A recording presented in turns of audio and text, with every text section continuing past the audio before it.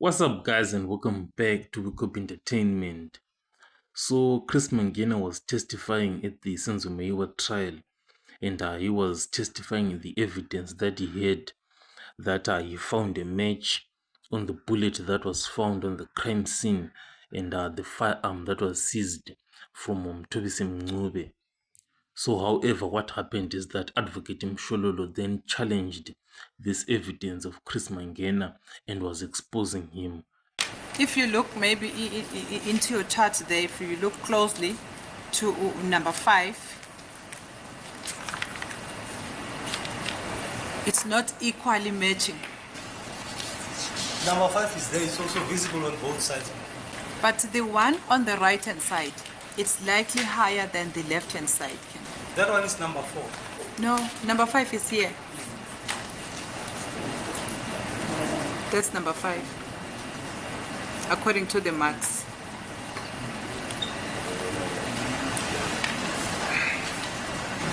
Number 4 is the one that I said it's not clear. Number 4 is the one that I said it's not clear. This one here. Yes, we're on number 5. Yes. Number 4 is this one. Yes. That is not clear. But it's there. But it's not clear. Yes, it's not clear. It's not because of the material of the bullet. Let's move to number 6, which is the 6th striation. I also disagree with you there, Colonel. It's not clear there.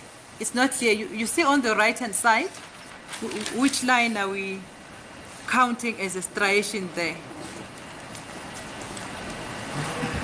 On number 6. Well, number 6 there, because your bullet is spherical in shape. When you're looking at the top part, this part becomes out of focus when you do it. So number 6 there is out of focus, but it is there. It's out of focus. Oh, number 6, focus. Okay, so we agree that is out of focus. That is why it's not clear. It's out of focus, that's why it's not clear on the front. No, it's not there. It's not there. Oh, it's there.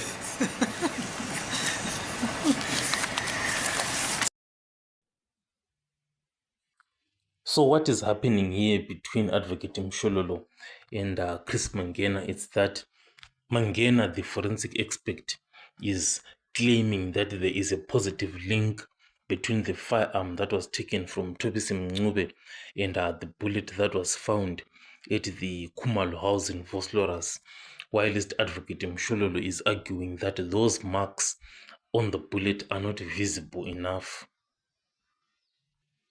But the challenge that is there now is that in trying to interpret this evidence that has been presented before the court, Advocate Mshololo herself is not like clearly able to see these markings, and even Judge Rata himself is not able to see these markings himself. But the challenge is that Chris Mangena is arguing and saying no, they are actually visible. So this might be a debate of eyesight or something.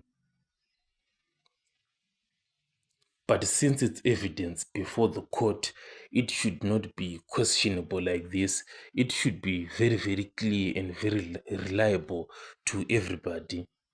Judge Raja also went as far as to say, you saw these markings on a microscope, which is true. You saw these markings on a microscope. But this evidence that is now presenting before the court, it should not need a microscope.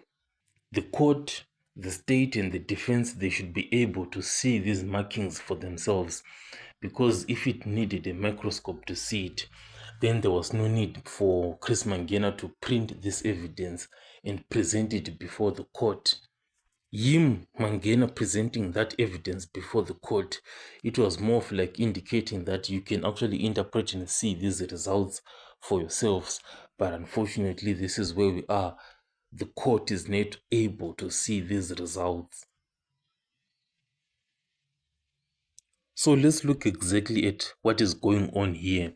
So these striations are actually like microscopic markings that are left on a bullet as it passes through the barrel of a firearm.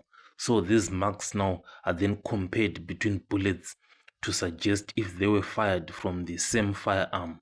because the technique actually itself, it says that each firearm, it actually leaves like a unique signature of these striations on the bullet. So they took Mthobisi Mncebe's firearm and they have this bullet that was found on the crime scene. So by looking at the markings of this bullet and then firing a bullet from Mthobisi Mncebe's firearm, then comparing these two bullets, if these two markings match, then it means that Mthobisi Mncebe's firearm is the one that fired the bullet at the Khumalo house. But the challenge now is that Mangena is coming in and saying, no, these striations, these markings are actually distinct and clear, and they're actually matching 6 of these striations. But unfortunately now for Mangena, these markings are indeed unclear. As Advocate Mshololo and Judge Rata himself are actually confirming and saying, no, you actually need a microscope to see this. So Mangena's evidence is not that quite convincing. And as per the suggestion of the defense, additional experts are actually needed to verify all of this. Because what this is coming down to is coming down to the interpretation of this microscopic evidence. It has to be consistent from one person to the other, because that's one of the challenges with interpretations. Another person can come up with their own interpretation and another one can come up with their own interpretation. What the defense can also do to like clear this matter once and for all is to actually use enhanced forensic techniques. These are like advanced imaging or analysis method to either confirm a match or to show that there is no match at all, because it seems as if this method that Mangena used is not that reliable. Because what we want when it comes to these experts, it's a clear match, not something that is debatable back and forth. This kind of evidence should not be debated in court. That's why we have these experts to simply say, no, there is a match, or yes, there is a match, then no debate at all. So it seems as if there needs to be like an overhaul of the entire like forensic department throughout the country, because surely we can't be having like lawyers and advocates challenging and questioning a forensic expert like that. Is the forensic expert who should be schooling the lawyer, not the other way around. So definitely there is a need to use advanced imaging techniques here. So there are a number of these techniques that I actually saw online, like for example, scanning electron microscopy, X-ray, microtomography, confocal microscopy, fiber optic light scanning. These are like advanced and much better than what is currently being used. But obviously there is one big problem with all of these techniques. They are very expensive compared to these current ones. So the question that we might ask ourselves is that, is this extra cost really necessary in the Meyiwa trial to try and prove if this bullet was fired from this firearm that was found with Mthobisi Mncube? Because this is like very expensive from the prices that I've been seeing.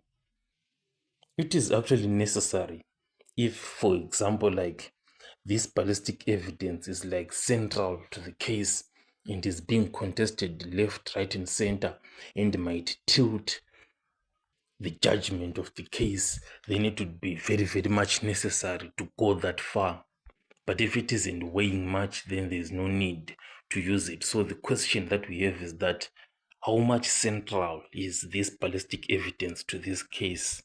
So after analyzing all of the evidence and how this trial has been going forward, I have my own conclusion on how key this ballistic evidence is in this trial. It turns out that this ballistic evidence, it can tilt this case significantly either in favor of the prosecution or the defense, depending on how clear and reliable its findings are. So if its clarity and reliability is sorted, especially by going with that expensive route, then it can tilt the case either left or right. So tell me what you think in the comment section, and I'll catch you guys in the next one.